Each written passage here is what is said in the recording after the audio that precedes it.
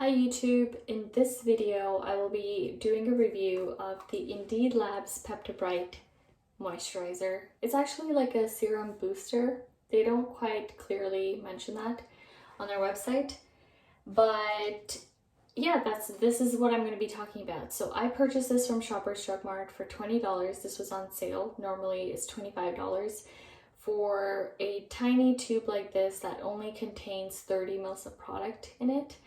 And it's fragrance free, there's no essential oils.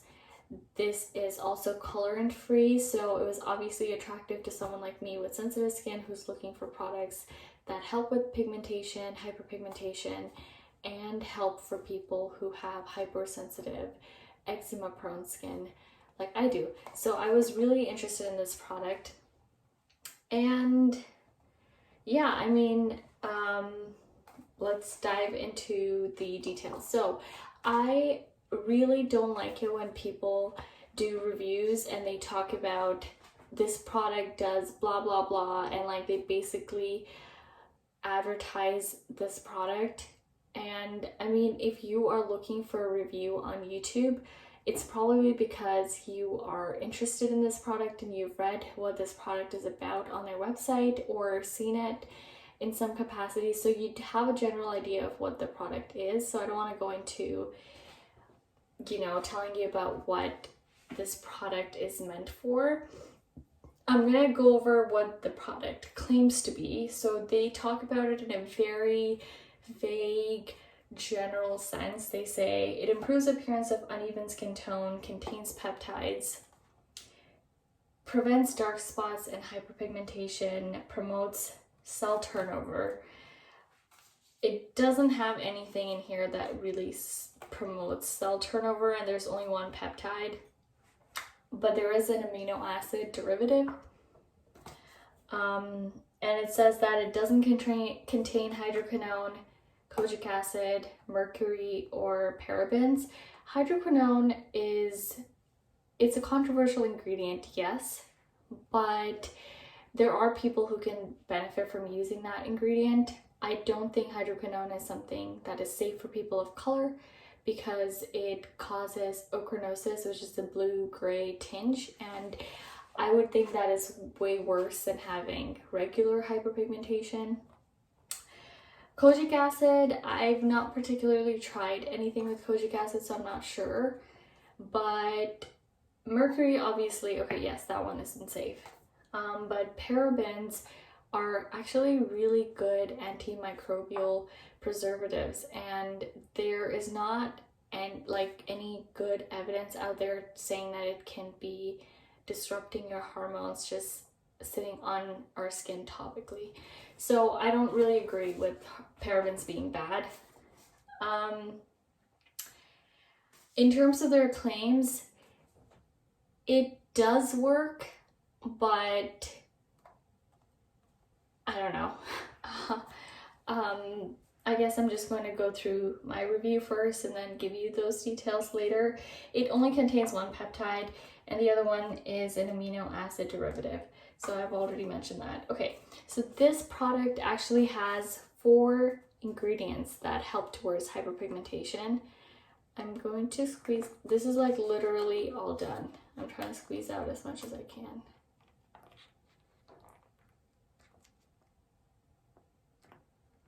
Okay, I got a little bit. I've used this product in its entirety, and I think I started using it back in June, so it's been a while.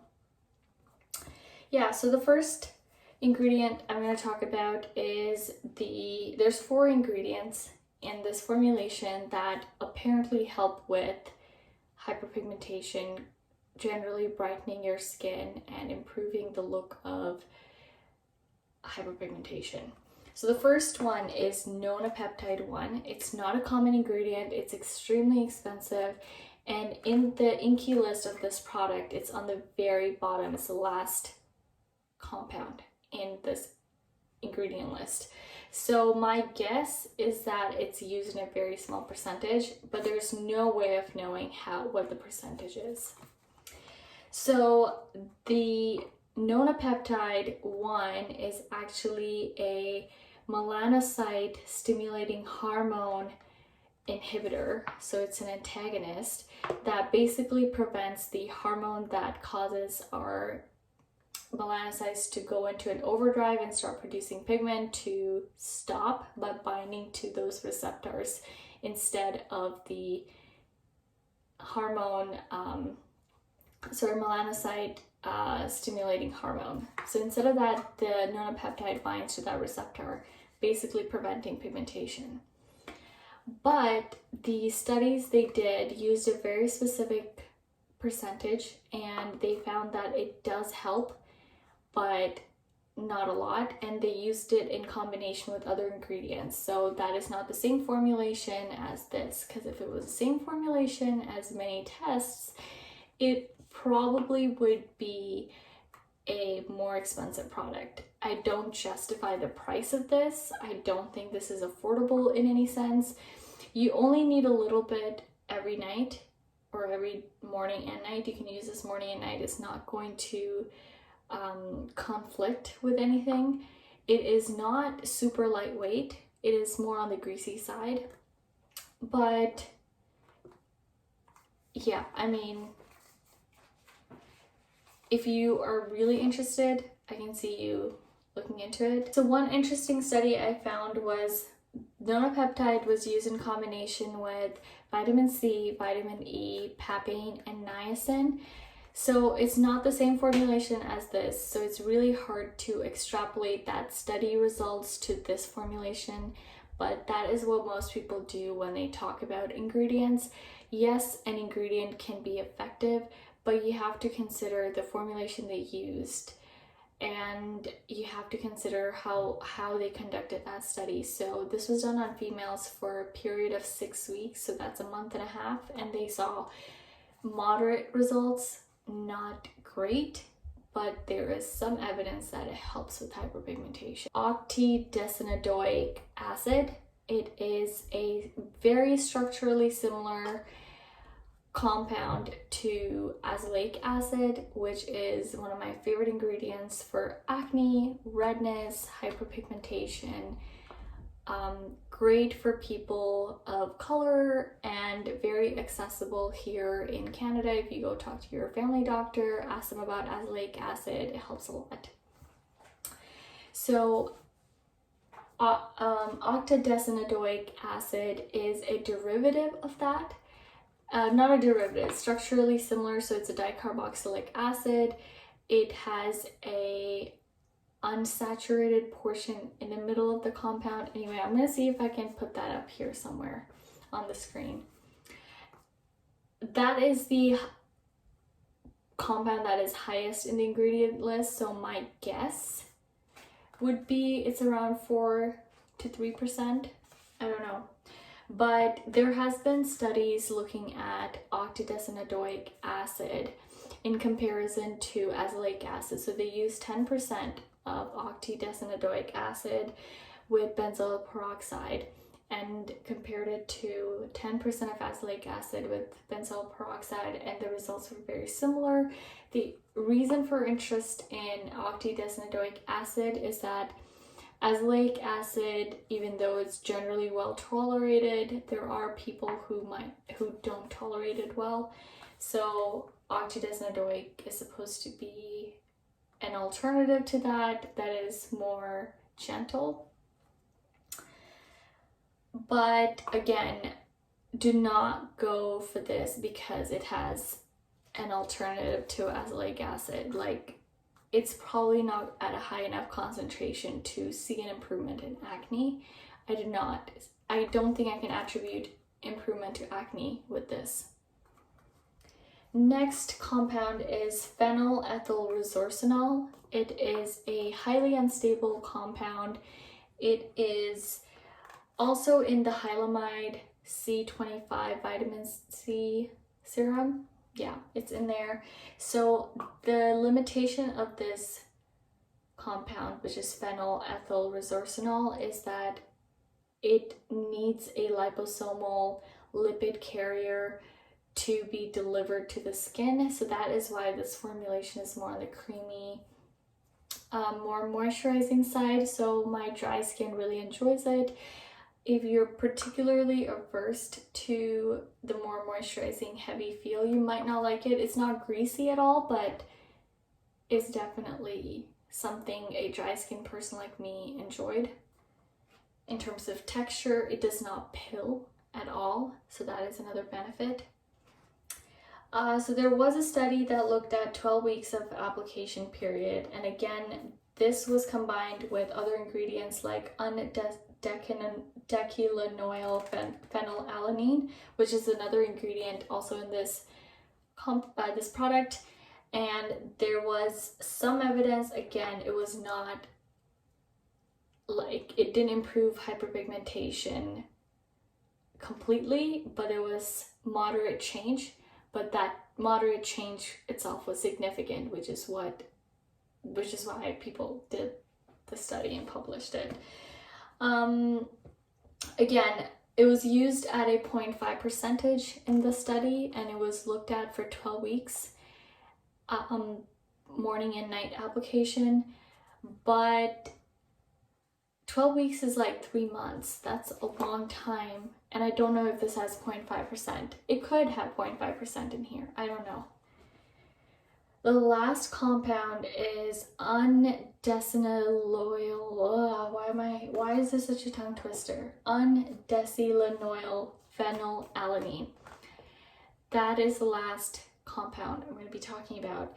This too is a melanocyte stimulating hormone antagonist. So basically works to prevent the molecule, melanocyte stimulating hormone molecule, from binding on the receptors that cause our skin cells to produce pigment, thereby preventing pigmentation.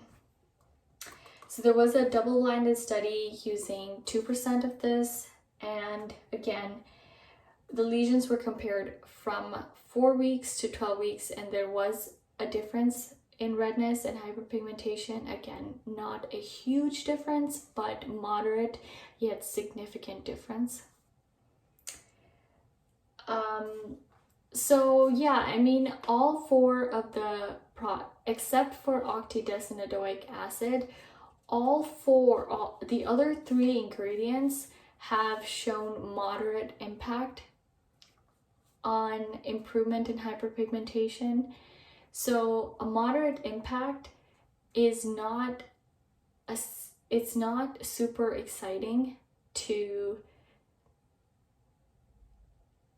a person who finds hyperpigmentation very serious skin issue. Like for me, hyperpigmentation and eczema are pretty serious to me, and I had really high hopes. It did help. Like, I use tretinoin still. I still use azelaic acid, and I think using tretinoin and azelaic acid basically make your skin even more receptive to seeing a change to using another product.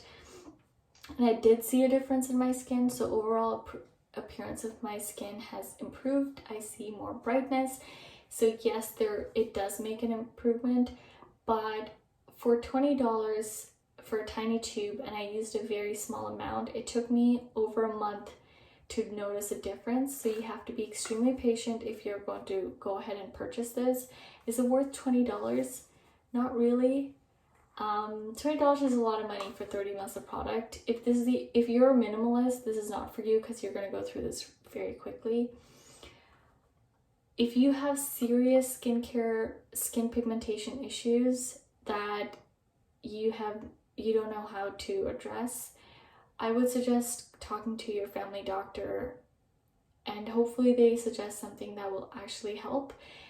This is not going to make a huge difference. Yes, it will help the appearance, help a little bit. Like all these studies that talked about some of the ingredients that are in this formulation are moderate impact.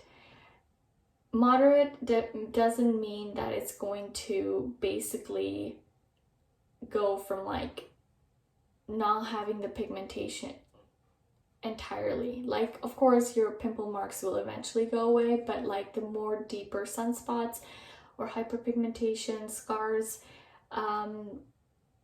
they might not improve as much. Like, I noticed a difference in my acne marks, but for my hyperpigmentation around my mouth, I did not notice any difference with this.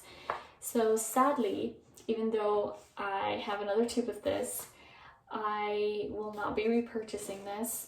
And I hope that this has helped you make a decision on whether or not you should purchase this. Yeah, I mean, I really hope I helped you. And yeah, that's all my review for today. I hope you're doing well. Please subscribe to my channel and like my video if you did, and leave a comment down below so that I know what you guys are up to, and I hope that you guys are all doing well. Thank you. Bye.